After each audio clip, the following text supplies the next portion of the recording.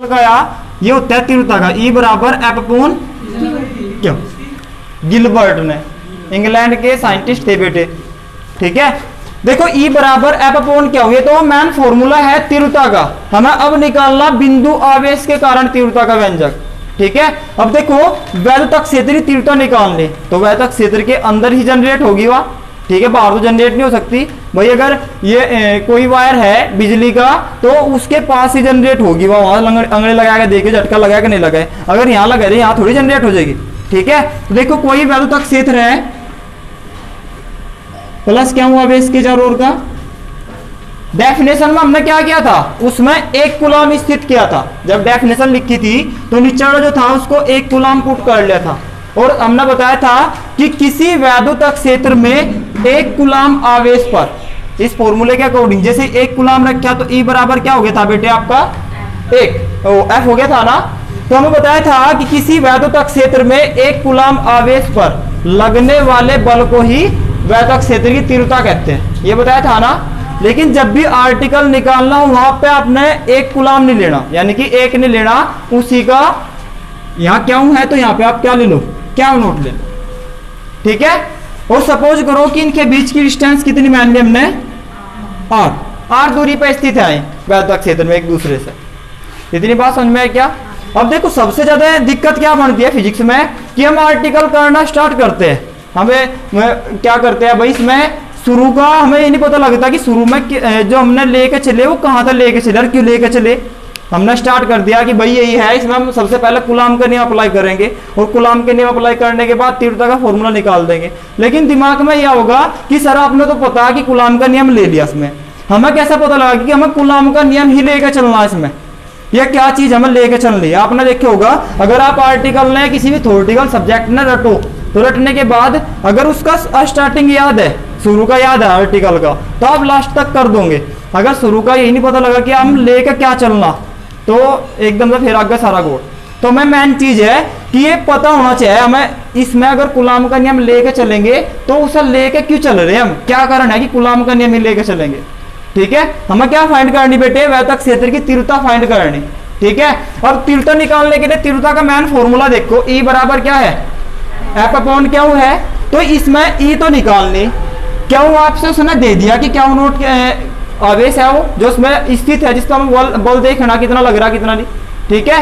तो ये भी आपके पास है, ये निकालनी, ये आपके पास है, तो अब क्या बच गया आपका F। इसलिए हम कूलम का नियम लेके चलेंगे। हमें सबसे पहले किसकी जरूरत है, बल की जरूरत है। अगर मेरा बल निकल गया तो इस फॉर्मूले में रखेंगे, आपका तीव्रता का व्यंजक निकल जाएगा। तो पता लगा कि बल का जो फॉर्मूला लिया वो किस लिए लिया, उसका जो मेन फॉर्मूला है, कोई से भी अगर किसी का भी आप आर्टिकल कर रहे, ठीक है भाई, तीव्रता को आगे बहुत सारी तीव्रता होगी, उनका आर्टिकल कर रहे और उनमें जो स्टार्टिंग में आप लेके चल रहे, तो उसका ये पता होना चाहिए कि वो लेके क्यों चले। अब इसमें बल लेके चल रहे क्योंकि बल मेन फॉर्मूले में है, अगर बल निकाल लेंगे तभी हम तीव्रता का व्यंजक स्थापित कर सकते हैं, ठीक है। तो सबसे पहले देखो बेटे इसके बारे में बताऊंगी कि माना प्लस क्या हूं आवेश के वैद्युत क्षेत्र में, इससे r दूरी पे एक अन्य आवेश क्या नोट स्थित है, ठीक है।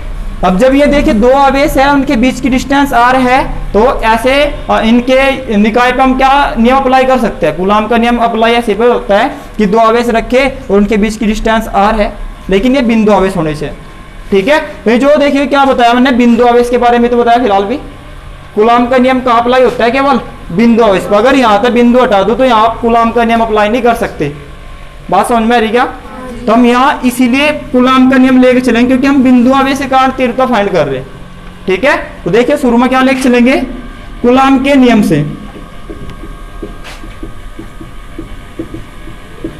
क्या होता है कूलम का नियम, बल बराबर 1/4 पाई एप्सिलॉन 0, ठीक है। K का मान निर्वात वाई के लिए 1 रखा है, ठीक है।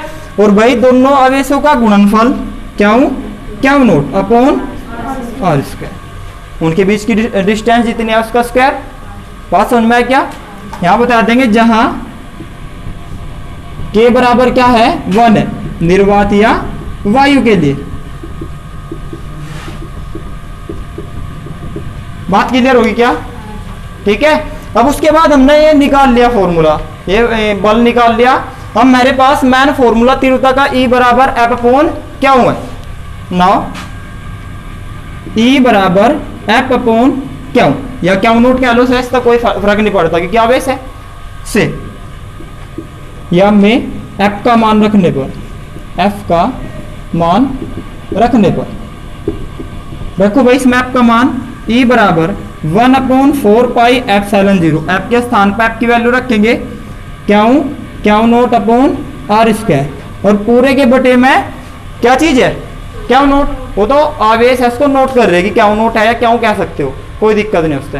तो नीचे है क्यों नोट, इस आवेश से एक आवेश क्या हो गया आपका फिनिश हो गया। तो आपका जो ये बच का है यही आपकी तीव्रता का व्यंजक है बेटे। अब बताओ किसी ना कोई प्रॉब्लम हो, हमें आर्टिकल करा, अगर मैं डायरेक्ट इस चीज ना समझाया कि आप तो कहता कि कूलाम के नियम से, और कूलाम का नियम तो ये आर्टिकल करवा भी दिया, तो आप इस चीज को, ये चीज क्या होगी कि रटना होगी कि हम कूलाम का नियम लेके चल रहा हो इसमें, लेकिन इस चीज का पता होना चाहिए कि कूलाम का नियम लेके चले तो चले क्यों से, लेके क्या कारण है कि भैया मैं कूलाम का नियम अप्लाई कराया सी, क्योंकि मैं जो ये फॉर्मूला है E बराबर एफ अपॉन क्या हूँ, इसमें एफ की जरूरत है, और अब तक हमने फिजिक्स में कूलाम का नियम ही पढ़ा जिसमें बल का फॉर्मूला आता है, और तो नहीं, और मतलब किसमें बल का फॉर्मूला आया, इसलिए हम कूलाम का नियम लेके चले। बात क्लियर हो क्या? साइड में ये चित्र बनाओ और फिर लिखो, पहले इसे कोई ना तारियो, पहला आर्टिकल ना चित्र साइड में बना लो बेटे।